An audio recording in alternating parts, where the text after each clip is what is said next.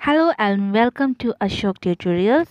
So, last part में Hindi syllabus से हम लोग ने यूनिट 2 क्रॉस सेक्शन से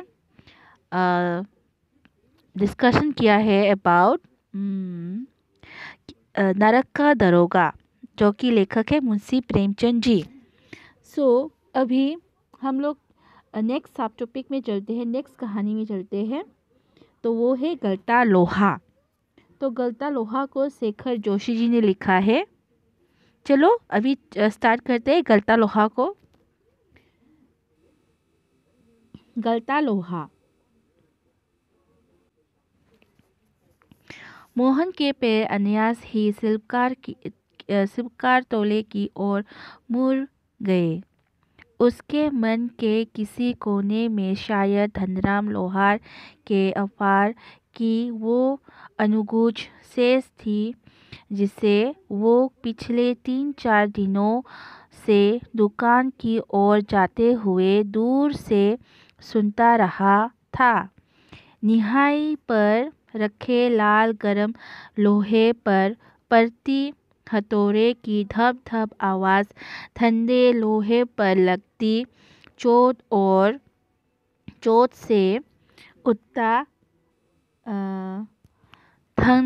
थनकता स्वर और निशाना साधने से पहले खाली निहाई पर पड़ती हथौड़ी की खनक, जिन्हें वो दूर से ही पहचान सकता था। लंबे बेंत वाले हसूवे को लेकर वो घर से इस उद्देश्य से निकला था कि अपने खेतों के किनारे उग आई कथेदार झाड़ियों को काट छाट कर साफ कर आएगा। बूढ़े वंशीधर जी के बूते का अब ये सब काम नहीं रहा। यही क्या, जन्म भर जिस पुरोहिताई के बूते पर उन्होंने घर संसार चलाया था, वो भी अब वैसे कहाँ कर पाते हैं। यजमान लोग उनकी निष्ठा और संयम के कारण ही उन पर श्रद्धा रखते हैं, लेकिन बुढ़ापे का जर्जर शरीर अब उतना कठिन श्रम और व्रत उपवास नहीं झेल पाता। सुबह सुबह जैसे उससे सहारा पाने की नीयत से ही उन्होंने गहरा निश्वास लेकर कहा था, यहाँ पर गलता लोहा। यहाँ पर गलता लोहा, यहाँ पे दिखाई दे रहा है कि मोहन है। मोहन एक लड़का है। मोहन अन्यासी शिल्पकार जो होते हैं, वो लोहा को गरम करके बनाने वाला, लोहा को कुछ हथियार बनाने वाला, उसको बोलते हैं शिल्पकार। हम लोग इंग्लिश में बोलते हैं ब्लैक स्मिथ। यहाँ पे तो धनराम एक ब्लैक स्मिथ है, शिल्पकार है। तो मोहन धनराम को दुकान में जाते हुए देखता था। वो उसकी काम करने वाला तरीका, जैसे कि धप धप करके आवाज़, ठंडे लोहे कर ये सब करना, ये सब वो ठंडे लोहे को ठंडे पानी में डालना, ये सब वो सुनाई दे रहा था कि सुना देता था। घर में रहते हुए मोहन को सुनाई देता था। तो यही वो जान पाता था कि धनराम काम कर रहा है दुकान पर।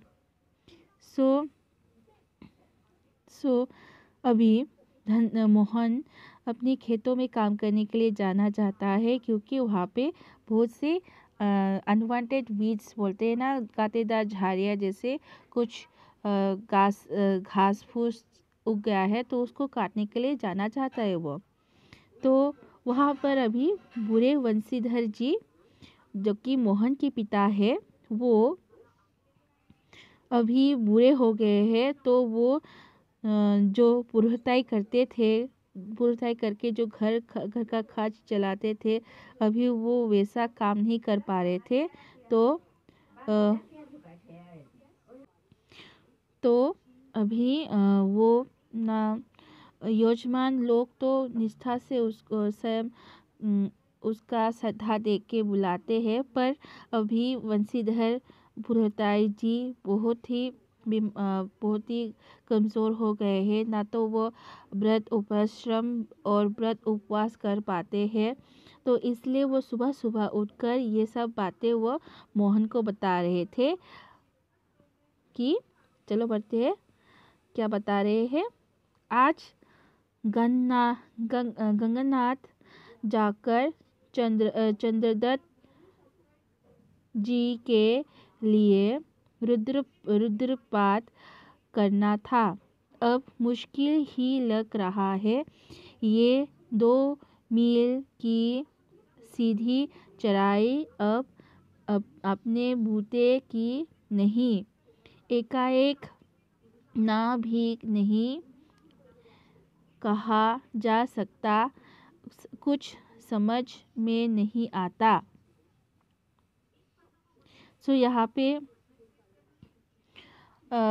मोहन के पिता पुरोहिताय वंशीधर जी बोल रहे हैं कि गंगनाथ में चंद्रदत्त जी ने बुलाया था रुद्रपात करने के लिए, लेकिन मेरा आज शरीर काम ही नहीं कर रहा है, बुढ़ापे के कारण मैं जा ही नहीं पा रहा हूँ, कुछ समझ में नहीं आ रहा है, ये बोल रहा था। वो अपने बेटे से बातें कर रहा था।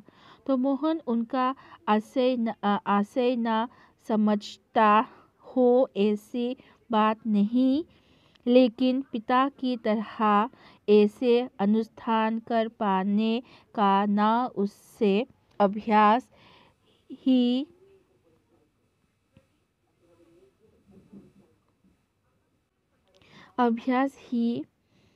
है, ना और ना वैसी गति।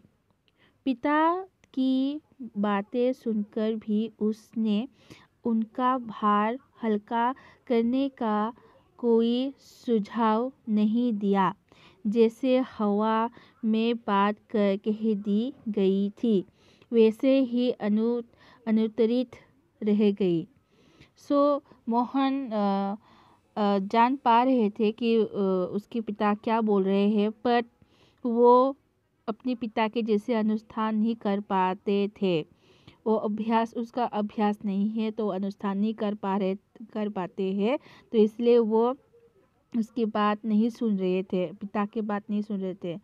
तो वो जैसे कि हवा में सुन रहे हैं, ऐसा बात वो सुनकर वो बात भी सुझाव भी नहीं दे रहा है कि क्या करना अच्छा रहेगा, वो बात भी नहीं कर रहा था। ठीक है, फिर नेक्स्ट लाइन में क्या बोला। पिता का भार हल्का करने के लिए वो खेतों की ओर चला था, लेकिन हंसुए के धार पर हाथ फेरते हुए उसे लगा वो पूरी तरह कुंद हो चुकी है। तो पिता की भार तो वो तो पंडिताई तो नहीं कर सकता, पुरोहिताई तो नहीं कर सकता। तो वो क्या कर रहा था, मोहन अपने खेतों में जा रहा था। वो खेतों में उस घास फूस को जो जंगल उगा है उसको काटने के लिए जा रहा था। लेकिन जाते समय उसने देखा कि उसके जो हंसुए है उसमें ना धार है ना ई है, तो वो पूरा ही धार मर चुका है। तो इसके वजह से वो नेक्स्ट लाइन में क्या करता है देखते हैं। तो धनराम अपने बाएं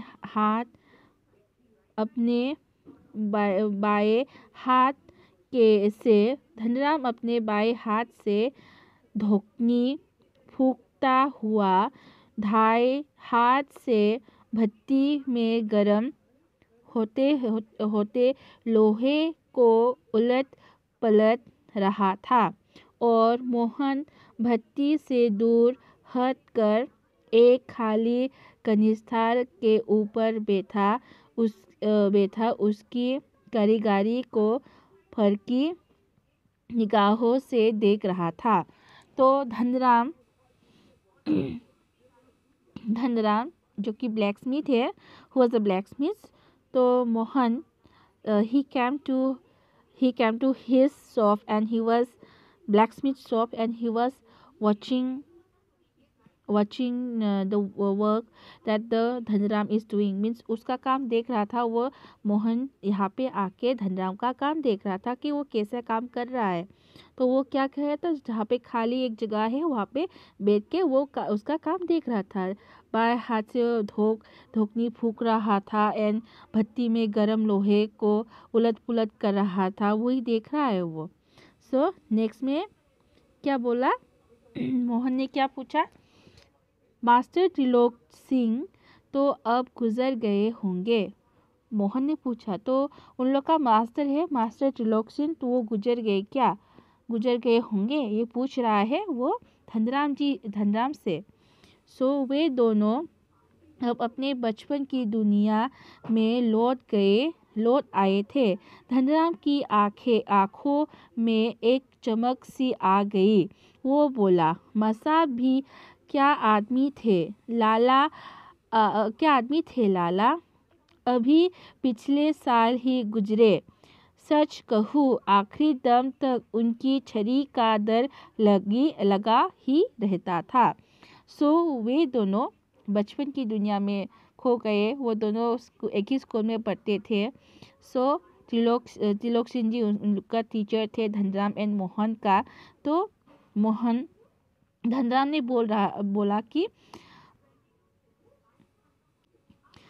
बोला कि मास्टर जी बहुत एक आदमी थे जैसे कि वो लास्ट ईयर ही गुजर गए। और मैं सच्ची कहूँगी कि मैं जब तक वो रहे तब तक मैं उससे बहुत डरता रहा। उसकी सर के छरी के मार से मैं बहुत डरता था। सो नेक्स्ट लाइन में क्या पढ़ते हैं, चलो पढ़ते हैं। दोनों हो कर हंस दिए। कुछ क्षणों के लिए वे दोनों ही जैसे किसी बीती हुई दुनिया में लौट गए। सो वो दोनों ये धनराम की बोल सुनकर दोनों हंस पड़े, हो करके हंस पड़े। तो वो लोग अपनी दुनिया में फिर से लौट गए। ठीक है। सो गोपाल सिंह की दुकान से हुक्के का आखिरी कस खींचकर त्रिलोक सिंह स्कूल की चार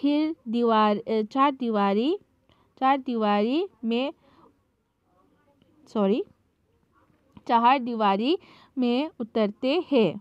सो वो लोग अभी यहाँ पे वो लोग मोहन एंड धनराम वो लोग स्कूल की बातों में खो गए। तो गोपाल सिंह की दुकान से त्रिलोक सिंह जी वो लोग फूंक लगाकर, मीन्स हुक्के एक होता है ना सिगरेट जैसे, वो फूंक मार के वो स्कूल में जा रहे थे। सो थोड़ी देर पहले तक धमा चौकड़ी मचाते उठा फटक करते और बांझ के पैरों की टहनियों पर झूलते बच्चों को जैसे सांप सूंघ गया है। खरे स्वर में वो पूछते हैं, प्रार्थना कर ली तुम लोगों ने।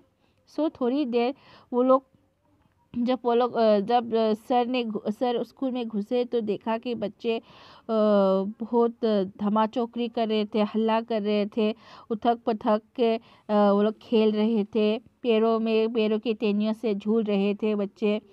वो सर आते समय वो लोग को ऐसा लगा कि सांप सूंघ गए, मीन्स डर लगा उन लोगों को। ठीक है। तो सर ने पूछा कि प्रार्थना कर ली क्या, तो आप लोग ने पूछा सर ने। फिर चलो क्या पढ़ते हैं,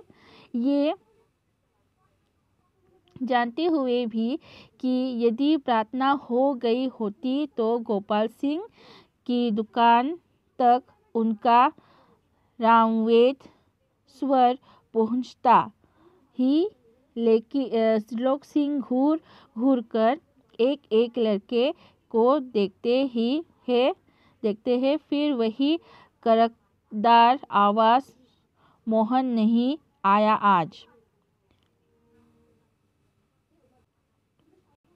तो यहाँ पे क्या हुआ, ये जानते हुए कि मीन्स वो लोग प्रार्थना की कि नहीं, वो तो जानता है, मीन्स सर जानते हैं, वो दुकान से उन लोग का मीन्स हल्ला सुन रहे थे।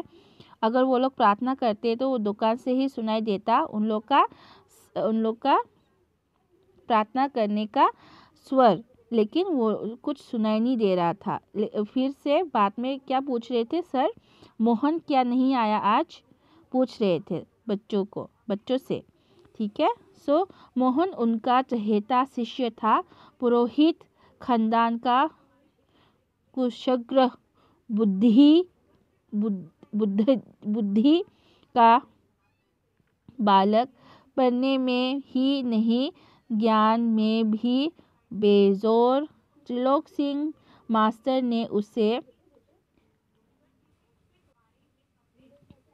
पूरे स्कूल का मॉनिटर बना रखा था।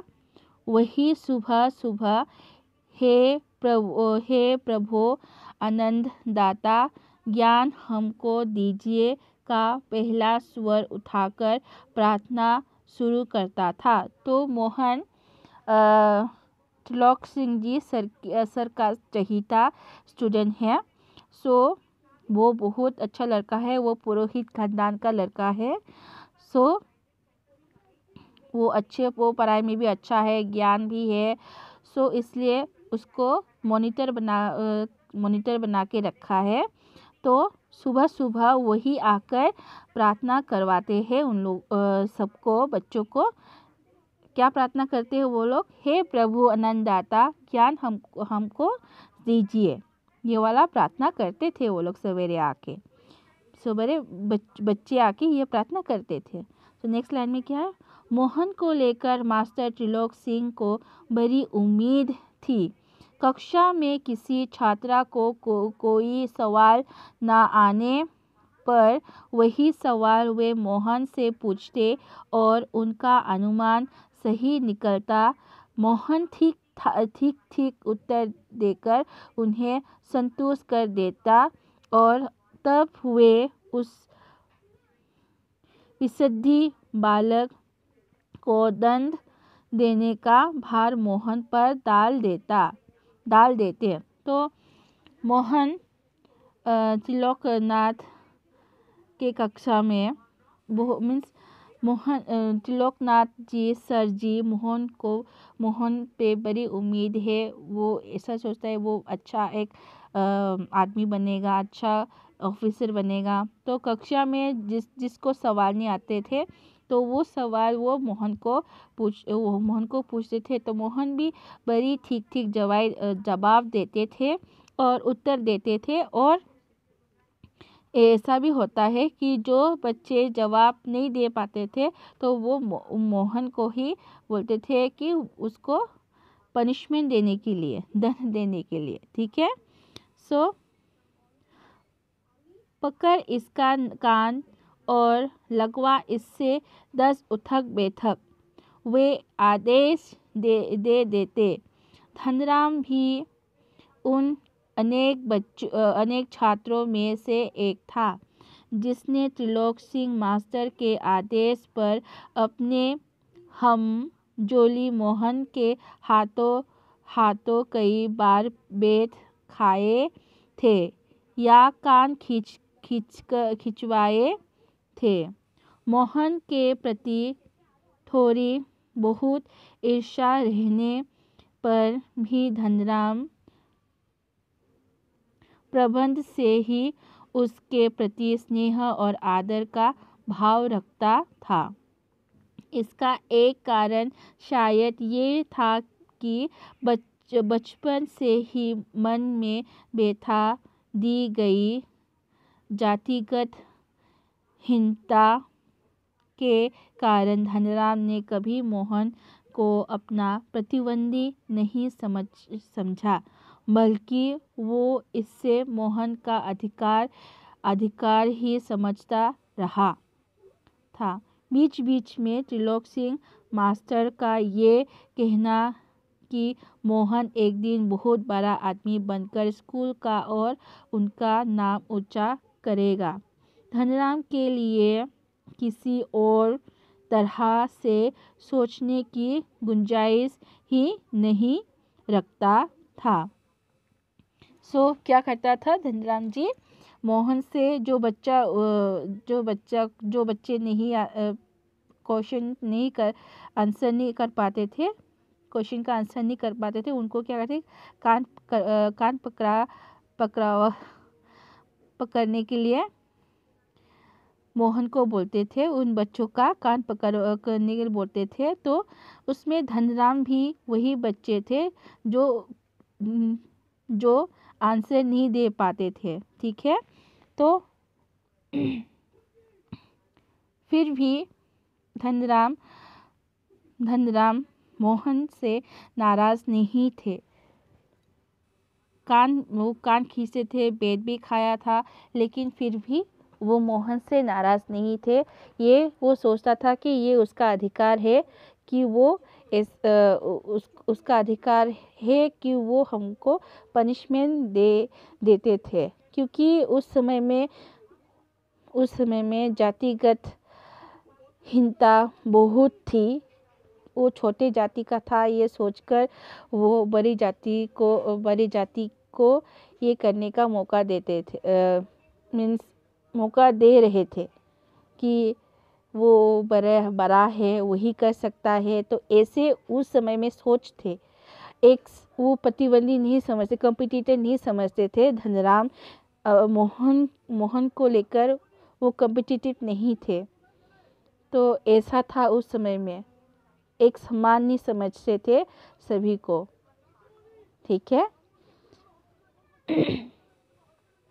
नेक्स्ट लाइन में क्या लिखा है, और धनराम वो गांव के दूसरे खेतिहार या मजदूर परिवारों के लड़कों की तरह किसी प्रकार तीसरे दर्जे तक ही स्कूल का मुंह देख पाया था। त्रिलोक सिंह मास्टर कभी कभार ये उस पर विशेष ध्यान देते थे। एक दिन अचानक ही उन्होंने पूछ लिया था, धनुआ, तेरा का पहारा सुना तो। क्या करते थे धनराम, एक गरीब बच्चा था, उसकी परिवार एक मजदूरी करता था, मजदूरी करके पढ़ाता था इसको धनराम को। धनराम सिर्फ तीसरी कक्षा तक ही पढ़ पाए। तो और त्रिलोक सिंह जी, उसके सर मास्टर जी भी उसको ज़्यादा ध्यान नहीं देते थे, कभी कभार उस पर ध्यान आ जाते थे। तो एक दिन क्या बोला धनराम को कि आप तेरा का पहाड़ा पढ़ाओ, मीन्स 13 का टेबल्स बोलो, मल्टीपल्स बोलो। नेक्स्ट लाइन में क्या लिखा है, 12 तक का पहाड़ा तो उसने किसी तरह याद कर लिया था, लेकिन 13 का ही पहाड़ा उसके लिए पहाड़ हो गया था। क्या किया था धनराम ने, 12 तक तो उसने पढ़ लिया था मल्टी टेबल्स, लेकिन वो 13 को नहीं पढ़ पा रहे थे। 13 को वैसा लग रहा था जैसे कि वो पहाड़ चढ़ रहा है, तो इससे उससे नहीं हो पा रहा था। तो एकम तेरे दूनी 24 ताक, एक संती उसकी पिंडलियों पर मांसाब ने लगाई थी कि वो टूट गई।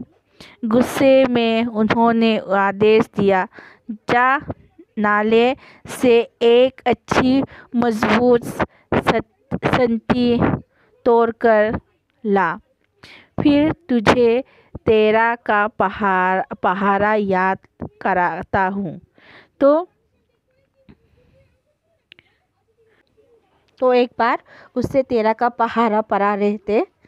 तो तेरा एकम तेरा बोल रहा था, तेरा तेरा दूनी 24। तो क्या हुआ था, मास्टर जी ने उसको एक बेत से उसको मार दिया। तो बेत वहीं पे टूट गया। तो मास्टर जी गुस्सा होकर बोल रहा था कि नाले से एक अच्छी मजबूत संती तोड़ कर लाओ। नाले में जाओ और एक मजबूत लाठी तोड़ कर लाओ, फिर तुझे तेरा का पहारा याद कराता हूँ। Then afterwards I will make you learn तेरा का पहारा। तेरा का मल्टीपल्स में पढ़ाता हूँ। सो नेक्स्ट लाइन में क्या बोला कि लोक सिंह मास्टर का ये सामान्य नियम था। सजा पाने वाले को ही अपने लिए हथियार भी जुटाना होता था। और जाहिर है बलि का बकरा अपने से अधिक मास्टर के संतोष को ध्यान में रखकर टहनी का चुनाव ऐसे करता जैसे वो अपने लिए नहीं बल्कि किसी दूसरे को दंडित करने के लिए हथियार का चुनाव कर रहा हो। सो क्या किया, तो मास्टर त्रिलोक सिंह और मास्टर जी, तो वो क्या करते थे, बच्चों को जिसको नहीं आता था तो उसको पनिशमेंट में ऐसा भी देता था कि पनिशमेंट में उन लोगों को लाठी ढूंढने के लिए खुद ही लाठी ढूंढना पड़ता था। तो उस लाठी से ही उन लोग को पनिशमेंट देता था, मार पड़ता था। तो वो लोग भी ऐसा लाठी चुनता था जैसे कि दूसरों को दंडित कर सके, ऐसा वाला लाठी चुनकर लेके आता था। ठीक है। धनराम की मंदबुद्धि रही हो या मन में बैठा हुआ डर कि पूरे दिन होता लगाने पर भी उसे तेरा का पहारा याद नहीं हो पाया था। छुट्टी के समय जब मनसाब ने उससे दोबारा पहारा सुनाने को कहा तो तीसरी सीढ़ी तक पहुँचते वो फिर लड़खड़ा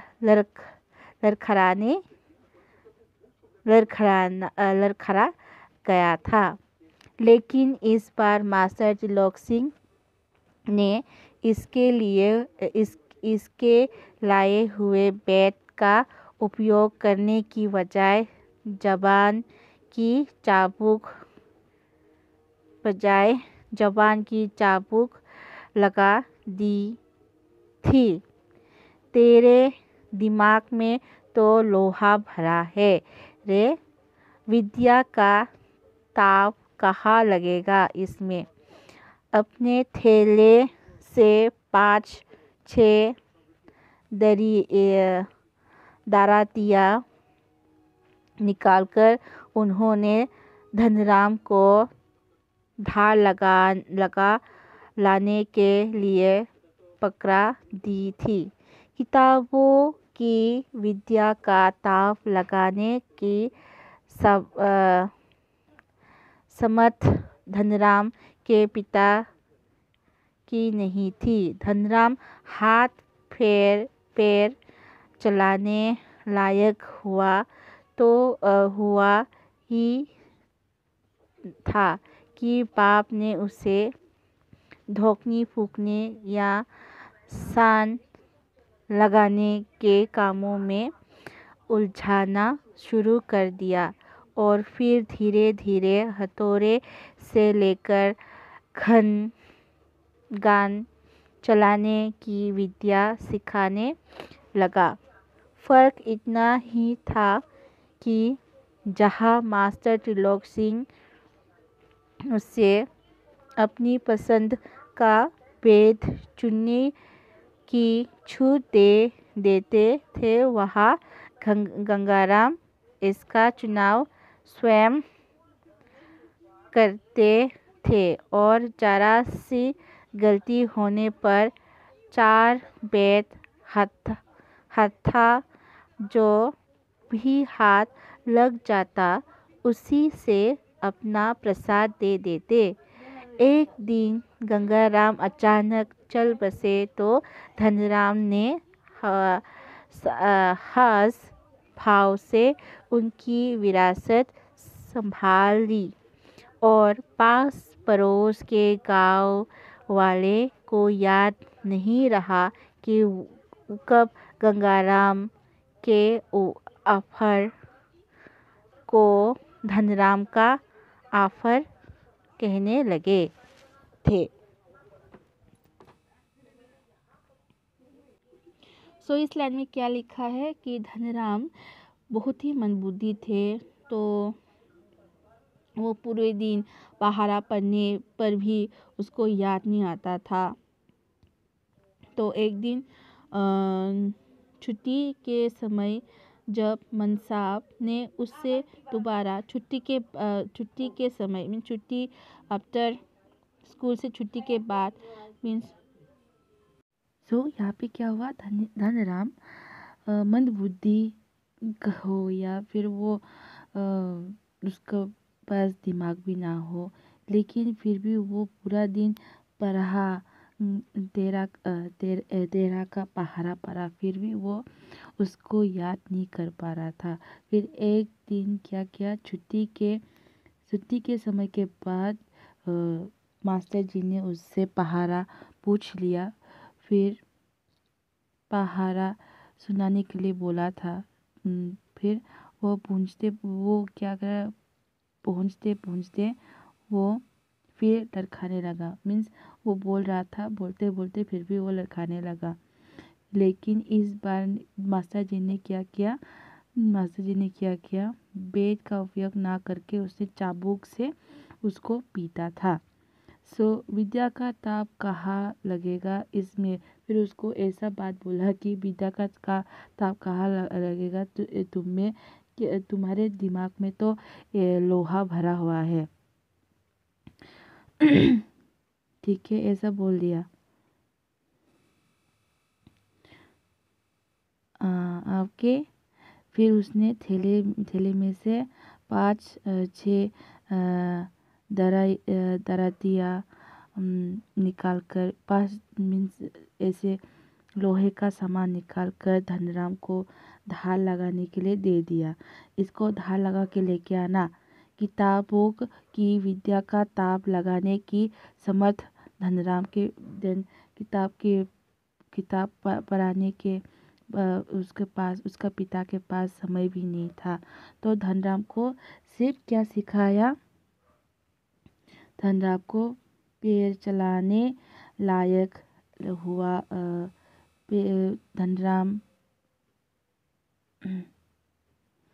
धनराम हाथ पैर चलाने लायक हुआ तो नहीं था कि बाप ने उसे ठोकनी, मीन्स जब वो छोटे के समय से ही उसको ब्लैक स्मिथ के दुकान में जाकर या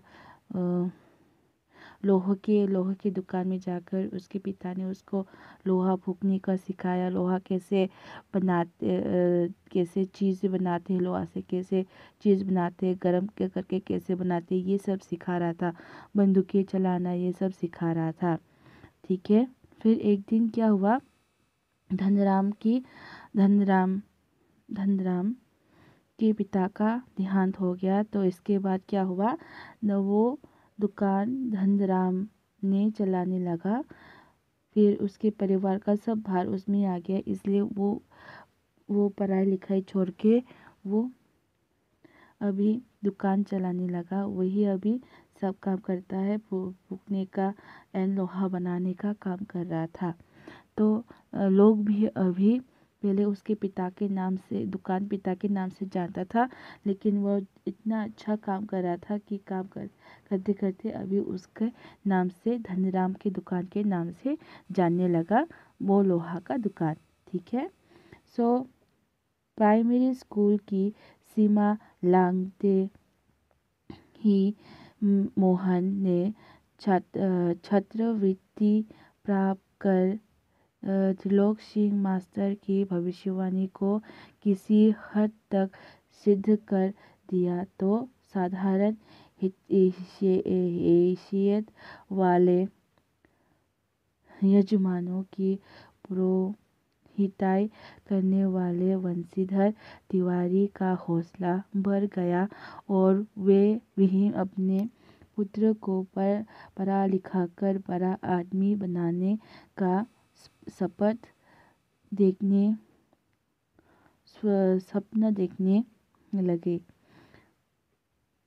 पीढ़ियों से चले आते पैतृक धंधे ने उन्हें निराश कर दिया था। धन दक्षिणा के बूते पर वे किसी तरह परिवार का आधा पेट भर पाते थे। मोहन पढ़ लिखकर वंश का दरिद्रता मिटा दे, ये उनकी हार्दिक इच्छा थी। लेकिन इच्छा होने भर से ही सब कुछ नहीं हो जाता। आगे की पढ़ाई के लिए जो स्कूल था वो गांव से 4 मील दूर था। 2 मील की चढ़ाई और अलावा और 4 मील दूर 2 मील की चढ़ाई के अलावा बरसात के मौसम में रास्ते में पड़ने वाली नदी की समस्या अलग थी। तो भी वंशीधर ने हिम्मत नहीं हारी और लड़के का नाम स्कूल में लिखा दिया। बालक मोहन लंबा रास्ता तय कर स्कूल जाता और छुट्टी के बाद थका मांदा घर लौटता तो पिता पुराणों की कथाओं से विद्यासनी बालक का उदाहरण देकर उसे उत्साहित करने की कोशिश करते रहते। सो क्या हुआ, प्राइमरी स्कूल पास करने के बाद मोहन अभी मास्टर जी की भविष्यवाणी को पूरा करने के लिए वो क्या कर रहा था, वो अपर प्राइमरी स्कूल में जाने के लिए वो इच्छुक था। ठीक है। तो उसके पिता भी बहुत अपनी कमाई से खुश नहीं था। वो इस कमाई से ज़्यादातर अपने परिवार का आधा पेट ही पालता था। तो इसलिए वो सपना देख रहे थे कि बेटे को अच्छे से पढ़ाए तो वो अच्छा ऑफिसर बनेगा, तो इस घर का थोड़ा बहुत अच्छा होगा। तो इसलिए क्या हुआ, वंशीधर जी पुरोहित वंशीधर जी ने क्या किया, अपने बेटे को अपर प्राइमरी स्कूल में दाखिला दिला दिया। लेकिन वो स्कूल भी बहुत दूर था, वो 2 मील की चढ़ाई करना पड़ता था और बरसात के मौसम में रास्ता भी बहुत खराब हो जाता था। ठीक है। और मोहन भी कष्ट करके वो भी जाता था, 2 मील जितना भी रास्ता हो वो एक करके बहुत कष्ट करके जाते थे। और आने के बाद उसके पिता उसको पुराणों मीन्स की गीता पुराणों के को लेकर बेचते थे और उसको सिखाते थे कि क्या पढ़ाना, ये सब पढ़ा के उसको हौसला देते थे। सो नेक्स्ट में वर्षों के दिनों में नदी पार करने की कठिनाई को देखते हुए वंशीधर ने नदी पर के गांव में एक यजमान के घर पर मोहन का डेरा तय कर दिया था। घर के अन्य बच्चों की तरह मोहन खा पीकर स्कूल जाता और छुट्टियों में नदी उतार पर होने पर गांव लौट आता था। संयोग की बात, एक बार छुट्टी के पहले दिन जब नदी का पानी उतार पार ही था और मोहन कुछ घासियारों के साथ नदी पार कर घर आ रहा था, तो पहाड़ी के दूसरे ओर भारी वर्षा होने के कारण अचानक नदी का पानी बढ़ गया। पहले नदी की धारा में झार झाखर झाखर और पत पतेल आने शुरू हुए, तो अनुभवी घासियारों ने तेजी से पानी को काटकर आगे बढ़ने की कोशिश की, लेकिन किनारे पहुंचते मटमैल पानी का रेला उन तक आ ही पहुंचा। वे लोग किसी प्रकार सकुशल इस पार पहुंचने में सफल हो सके। इस घटना के बाद बंशीधर घबरा गए और बच्चे की भविष्य को लेकर चिंतित रहने लगे। तो क्या हुआ, जो मोहन के स्कूल है वो बहुत नदी के उस पार है, वर्षों के दिन में बहुत कठिनाई होते थे, तो इसलिए क्या करा, बंशीधर जी ने वहाँ के गांव के सामने, स्कूल के सामने एक घर था, उसी घर में उसने एक यजमान है उसके घर में रहने के लिए बोल दिया। तो वहाँ पर क्या करते थे, मोहन खा पीकर वो स्कूल जाते थे। फिर बाद में कभी कभी जब पानी कम हो जाता था तभी वो घर आके आता था। तो क्या हुआ, एक दिन वो घर आ रहे थे नदी पार करके, तो वो उसके साथ एक घसियारा है, घास को काट के लेके जाने वाला घसियारा, तो उसके साथ वो लोग आ रहे थे। तो एक दिन अचानक बारिश आ गया था, तो फिर क्या हुआ, वो लोग नदी में डूबने वाले थे, लेकिन वो लोग जल्दी से अपने जान बचाकर सकुशल इस पार आ गए। तो इसी बात से बंशीधर जी अपने बेटे की सुरक्षा को लेकर, भविष्य को लेकर बहुत चिंतित हो गए थे। तो बिरादरी के एक संपन्न परिवार का युवक रमेश उन दिनों लखनऊ से छुट्टियों में गांव आया हुआ था। तो बातों बातों में बंशीधर ने मोहन की पढ़ाई के संबंध में उससे अपनी चिंता प्रकट की, तो उसने न केवल अपनी सहानुभूति जतलाई, बल्कि उन्हें सुझाव दिया कि वे मोहन को उसके साथ ही लखनऊ भेज दे। घर में जहाँ 4 प्राणी के है, एक और बढ़ जाने में कोई अंतर नहीं पड़ता, बल्कि बड़े शहर में रहकर वो अच्छी तरह पढ़ लिख सकेगा। तो क्या हुआ, तो उसी का बिरादरी में पंडित जी की, पुरोहित जी की बिरादरी में एक संबंध परिवार से एक युवक था। तो उसका नाम रमेश था। वो लखनऊ में रहता था। तो लखनऊ से वो गांव आया था, छुट्टियों में गांव आया था। तो वो बंशीधर जी से बात करने लगे थे। तो बात करते करते उसने बताया कि मोहन की पढ़ाई के लिए बहुत वो चिंतित है।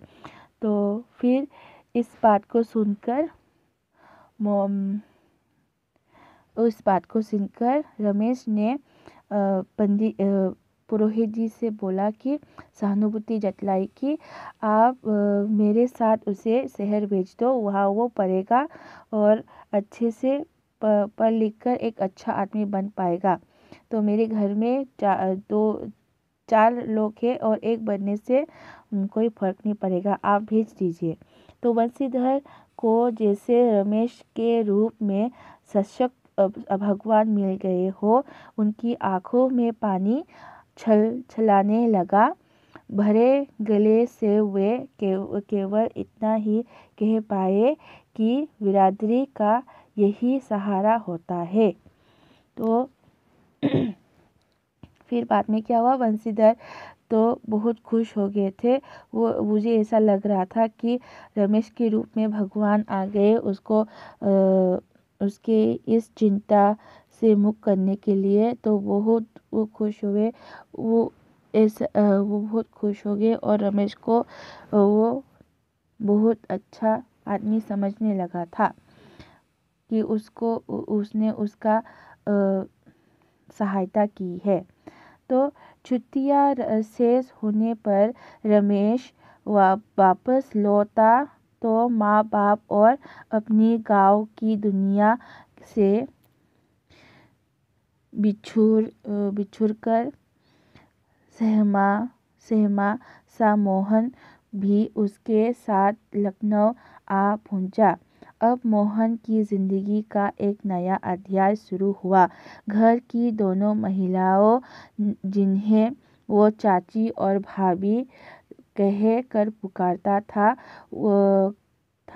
का हाथ बटाने के अलावा धीरे धीरे वो मोहल्ले की सभी चाचियों और भाभीयों के लिए कामकाज में हाथ बटाने का साधन बन गया। तो क्या किया, छुट्टियों में फिर रमेश ने उसके माँ बापा को गांव से लेकर और मोहन को लेकर लखनऊ चले गए। तो लखनऊ में क्या होता था, घर में दो महिलाएं थे तो उनका काम करके देता था और जो मोहल्ले के आंटी और चाचियाँ और भाभियाँ थे उन लोगों का काम भी करके देता था।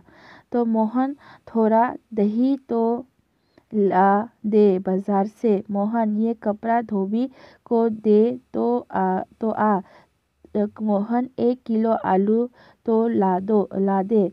तो ये सब कि धोबी को कपड़ा देना एंड आलू लेके लाना, ये सब काम करने लगे थे। सो औरत दफ्तरी बड़े बाबू की हैसियत वाले रमेश के लिए मोहन को अपना भाई बिरादर बतलाना और अपने सम्मान के विरुद्ध जान पड़ता था और उसे घरेलू नौकर से अधिक हैसियत वो नहीं देता था। इस बात को मोहन भी समझने लगा था। थोड़ी बहुत हिला हवाली करने के बाद रमेश ने निकट की ही एक साधारण से स्कूल में उसका नाम लिखवा दिया। लेकिन एकदम नए वातावरण और रात दिन के काम के बोझ के कारण गांव का वो मेधावी छात्र शहर के स्कूली जीवन में अपनी कोई पहचान नहीं बना पाया। उसका जीवन एक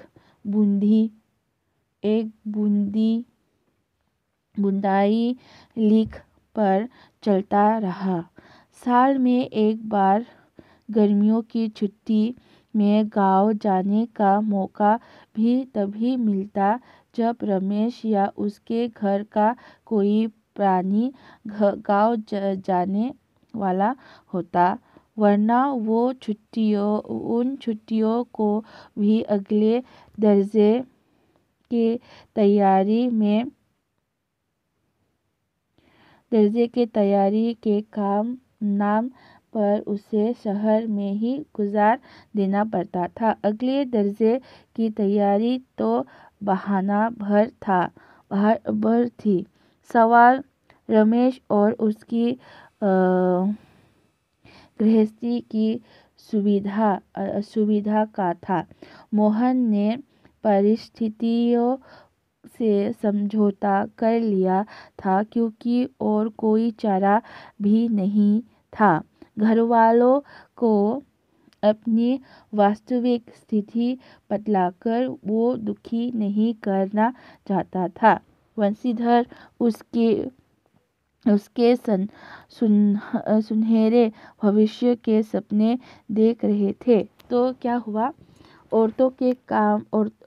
वो रमेश एक बाबू है, ऑफिस में काम करते थे। तो मोहन भी उसकी बिरादरी का था, लेकिन वो उसको मोहल्ले में वो उसको ऐसा नहीं बोलता था। वो ऐसा बोलता था कि ये नौकर है। वो उसको बिरादरी में बोलने का उसको कि मोहन उसकी बिरादरी का है ये बोलना उसको शर्म लगता था, उसको हैसियत ये नहीं देता था। ठीक है, तो वो क्या करते थे थोड़ी फिर बाद में क्या किया, मोहन ने थोड़ा बहुत उसको बहला फुसला कर रमेश से मांग लिया कि उसको स्कूल में दाखिला करा दे। फिर बाद में एक साधारण सी स्कूल में दाखिला करा दिया था। तो उस स्कूल में वो एक मेधावी छात्रा था, एक अच्छी छात्रा था, लेकिन उस वातावरण में, शहर के वातावरण में वो रोज़ काम करता था, दिन भर काम करता था और स्कूल जाता था। तो उसका पढ़ाई बहुत मुश्किल से हो रहा था, लेकिन वो अच्छा पहचान अपना बना नहीं पा रहा था। तो वो घर भी नहीं जा पा रहा था छुट्टियों में। तो घर वो जब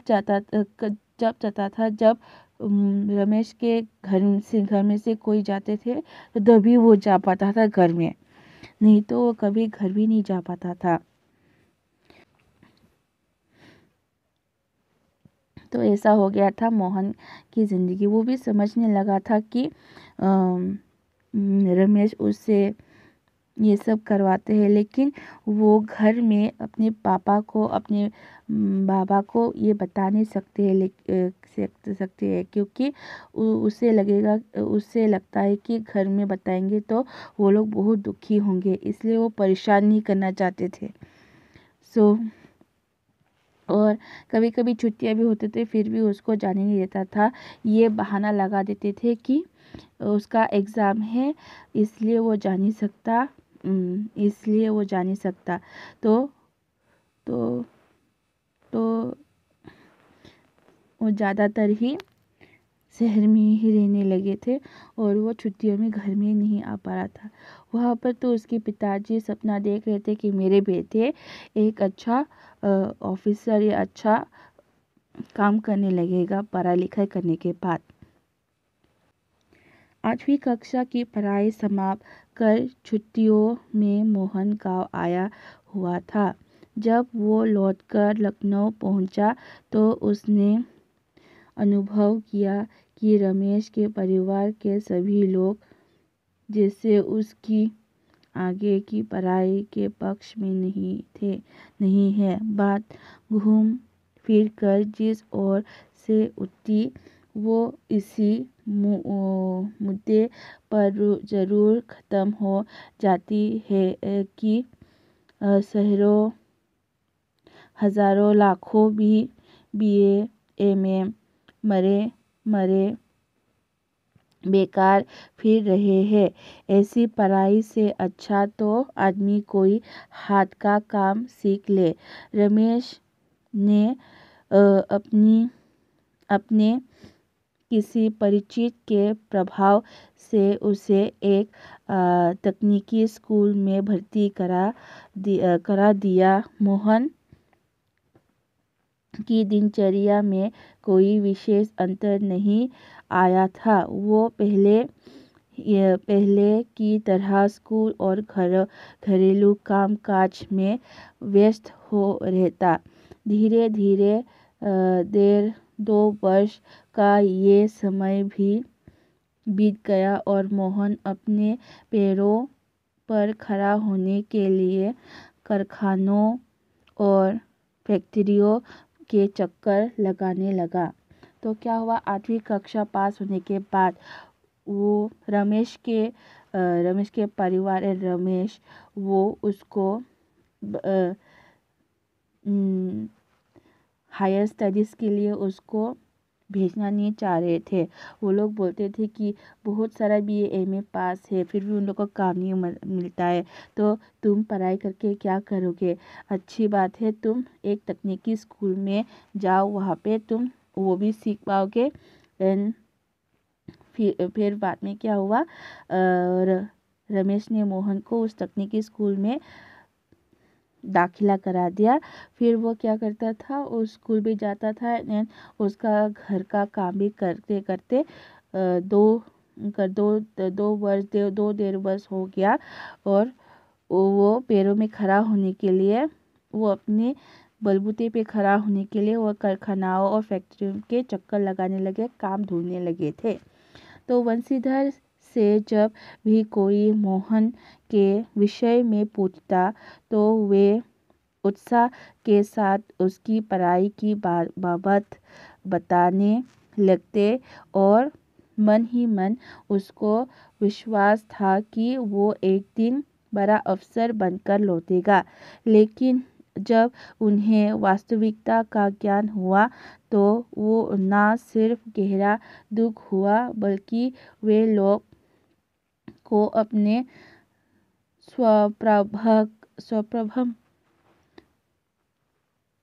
स्वप्रभंग की जानकारी देने का साहस नहीं जुटा पाए।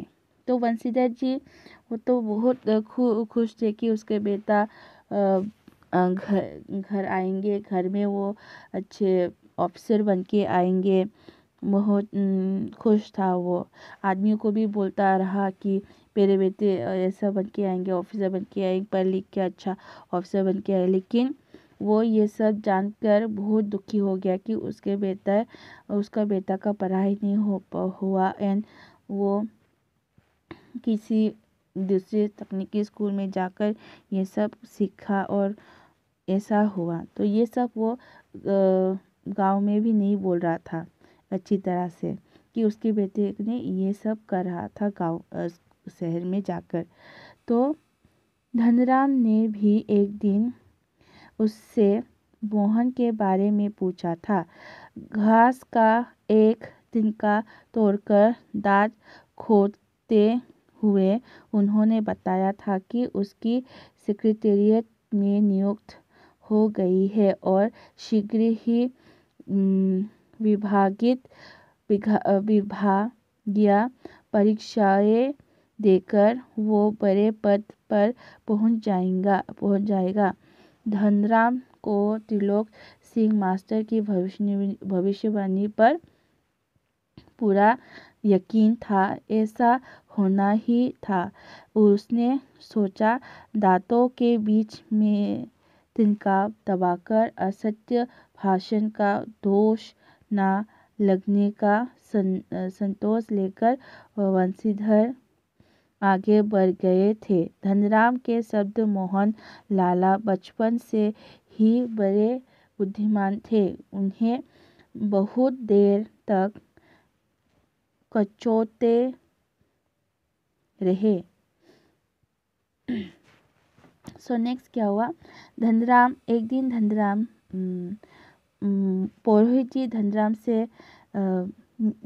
एक दिन पुरोहित से मिले और वो पूछने लगे कि अभी मोहन क्या कर रहा है। तो उसने बताया कि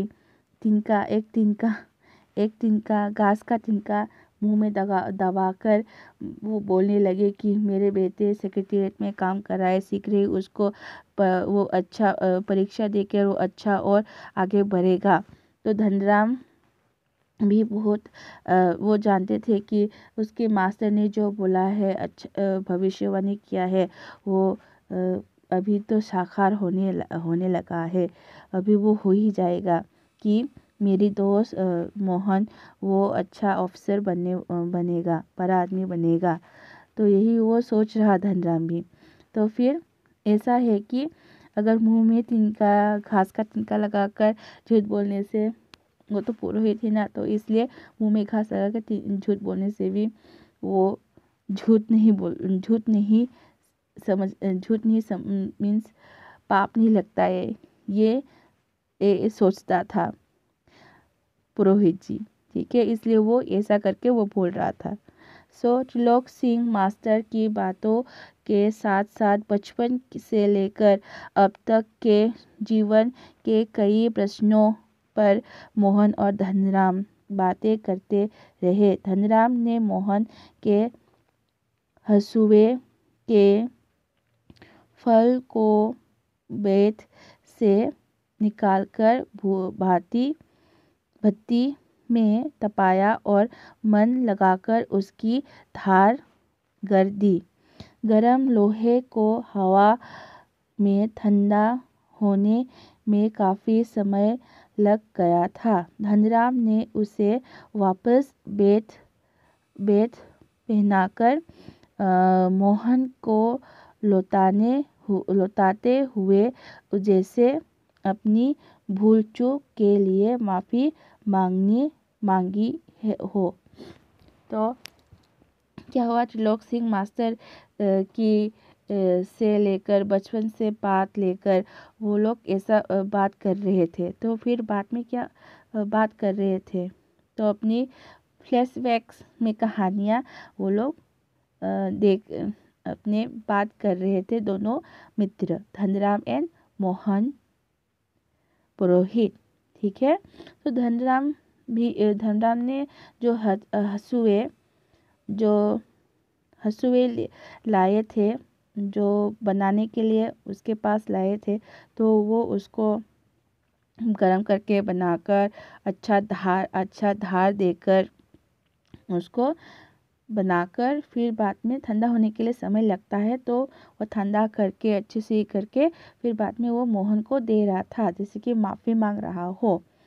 बेचारे पंडित जी को तो फुर्सत नहीं रहती, लेकिन किसी के हाथ भिजवा देते तो मैं तात्काल बना देता। तो धनराम ये भी बोल रहा था कि किसी को भेज देता तो मैं तत्काल बना देता, उसको तो समय भी नहीं मिलता है। पंडित जी पुरोहित जी को बोल रहे हैं। ठीक है। तो बंशीधर जी को बोल रहे हैं। तो मोहन ने उत्तर में कुछ नहीं कहा, लेकिन हंसुए को हाथ में लेकर वो फिर वही बैठा रहा, जैसे उसे वापस जाने की कोई जल्दी ना रही हो। तो मोहन ने कोई उत्तर नहीं दिया और वो हंसुए को लेकर वो वही बैठा रहा। ठीक है। फिर सामान्य तौर से ब्राह्मण टोले के लोगों का शिल्पकार टोले में उतना बैठना नहीं होता था। किसी काम काज के सिलसिले में यदि शिल्पकार टोले में आना ही पड़ा तो खरे बातचीत निपटा ली जाती थी। ब्राह्मण टोले के लोगों को बैठने के लिए कहना भी उनकी मर्यादा के विरुद्ध समझा जाता था। पिछले कुछ वर्षों से शहर में जा रहने के बावजूद मोहन गांव की इन मान्यताओं से अपरिचित हो ऐसा संभव नहीं था। धनराम मन ही मन उसके व्यवहार से असमंजस में पड़ा था, लेकिन प्रकृति में उसने कुछ नहीं कहा और अपना काम करता रहा। तो ऐसा था कि शिल्पकार लोग और ब्राह्मण टोले के लोग और शिल्पकार लोग का उतना बैठना नहीं होता था। मीन्स आमने सामने वो लोग बैठ के बात नहीं करते थे। ठीक है। ब्राह्मण के लोग एंड शिल्पकार लोग तो किसी काम काज से आते भी थे तो वो लोग क्या करते थे, खरे बात करके बात करते थे वो लोग। ठीक है। वो लोग बैठते नहीं थे। तो ब्राह्मण टोले के लोग को बैठने के लिए अगर शिल्पकार लोग बैठने के लिए आप बैठिए ऐसे बोलेंगे ब्राह्मण लोग टोले को, वो बोले मर्यादा का खिलाफ होता था, उन लोगों का मर्यादा के खिलाफ होता था। तो पिछले कुछ वर्षों से जब तो वो सोचने लगा, धनराम सोचने लगा, तो वो तो जानते हैं कि शहर जाकर वो क्या ये सब भूल गया है। वो तो जानता होगा कि ऐसा वो बैठ नहीं सकता है हमारे यहाँ आके वही सोच रहा था धनराम। ठीक है, तो लोहे की एक मोटी छार को भट्टी में लगाकर धनराम गोलाई में मोड़ने की कोशिश कर रहा था। एक हाथ से सरसी पकड़ कर जब वो दूसरे हाथ से हथौड़े की चोट मारता तो निहाई पर ठीक हाथ में सिरा न फंसने के कारण लोहा उचित ढंग से मुड़ नहीं पा रहा था। मोहन कुछ देर तक उसे काम करते हुए देखता रहा, फिर जैसे अपना संकोच त्यागकर उसने दूसरी पकड़ से लोहे को स्थिर कर लिया और धनराम के हाथ से हथौड़ा लेकर नापी तुली चोट मारते अभ्यास हाथों से ढकनी फूंक कर लोहे को दोबारा भट्टी में गर्म करते और फिर निहाई पर रखकर उससे ठोकते पीटते सुघार गोले का रूप दे डाला। सो क्या कर रहा था, तो ये बात करके धनराम वो काम कर रहा था। तो धनराम काम ऐसा कर रहा था कि एक मोटे लोहे को वो गोल बनाने की कोशिश कर रहा था, लेकिन वो गोल बन ही नहीं रहा था। वो ट्राई कर रहा था, गोल बन ही रहा। तो वहाँ पे मोहन जो बैठा हुआ था वो ये देखकर अपना संकोच छोड़कर वो आ गए धनराम को हेल्प करने। तो वो आके हेल्प करके दिया कि वो गोला बन गया। वो हेल्प करके अच्छे से फूंक के मार के पीट के वो अच्छे से उसको लोहे को गोला बना के दे दिया। ठीक है, मोहन का ये हस्तक्षेप इतनी फुर्ती और आकस्मिक ढंग से हुआ था कि धनराम को चूक का मौका ही नहीं मिला। वो अवाक मोहन की ओर देखता रहा। उसे मोहन की कारीगरी पर उतना आश्चर्य नहीं हुआ जितना पुरोहित खानदान के एक युवक का इस तरह के काम में उसकी भट्टी पर बैठकर हाथ धोने पर हुआ था। वो संकीर्ण दृष्टि से इधर उधर देखने लगा। मोहन के इस काम को देखकर, इस हस्तक्षेप को देखकर वो दंग रह गए। धनराम दंग रह गए कि वो कैसे जल्दी से इतने अच्छे ढंग से वो जल्दी से ये काम कर पाया। वो अवाक रह गया ये काम देखकर, मोहन के ये काम देखकर। ठीक है, तो वो इधर उधर देखने लगा कि कोई देख तो नहीं रहा है मोहन को ये काम करके, क्योंकि वो पुरोहित खानदान का लड़का है। तो ये काम वो कर रहा है ये देख के कोई लोग कुछ भी बोल सकता है ना, तो इसलिए वो सोच रहा था।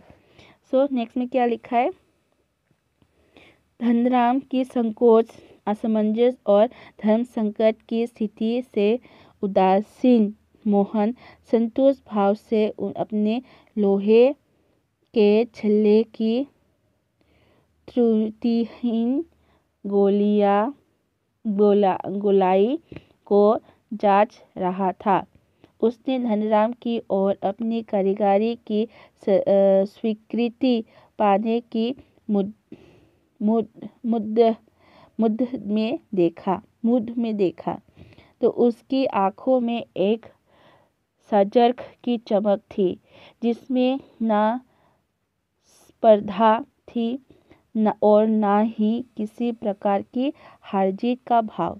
तो धनराम असमंज में था, असमंज में धर्म संकट में था, लेकिन मोहन संतुष्ट ठंडे भाव से वो जो बनाया है वो देख रहा है। वो बनाकर धनराम को दिखाने की कोशिश कर रहा थी मैंने करेक्ट किया कि नहीं, लेकिन धनराम बहुत संकोच में थे, कैसे कहे। लेकिन उसकी आंखों में एक सजग की चमक थी, जिसमें ना स्पर्धा थी और ना ही किसी प्रकार की हार जीत का भाव। तो हार जीत का भाव ना ही वो हारना और जीतना, ये सब वो सोच रहा था मोहन। ठीक है। ये कहानी में आप लोगों ने जान पाए कि मोहन इतने संघर्ष करके पढ़ाई लिखाई करना चाहता था, लेकिन उसको ऐसा तकनीकी स्कूल में देकर उसको उसका काम दूसरा ही हो गया, वो ऑफिसर बन पाए, तो वो दूसरी तकनीकी काम करने लगा। तो यही है इस कहानी का मतलब कि ये कहानी यही बता रहा है कि सच्चे भाईचारे होना चाहिए। जातिवाद को छोटा या बड़ा जात नहीं होता है, यही बात बोल रही है यहाँ पे। सभी एक समान है। अगर जैसे कि यहाँ पे ब्राह्मण लड़का एक लोहे का काम कर रहा था, तो काम छोटा या बड़ा नहीं होता है, सभी कोई भी काम कर सकता है। तो आपको सभी काम करना चाहिए, आपको संकोच नहीं करना चाहिए। तो यही बात यहाँ पे लेखक शेखर जोशी जी बोल रहा है। So thank you for listening to me, hope you have understood Galta Loha. Thank you.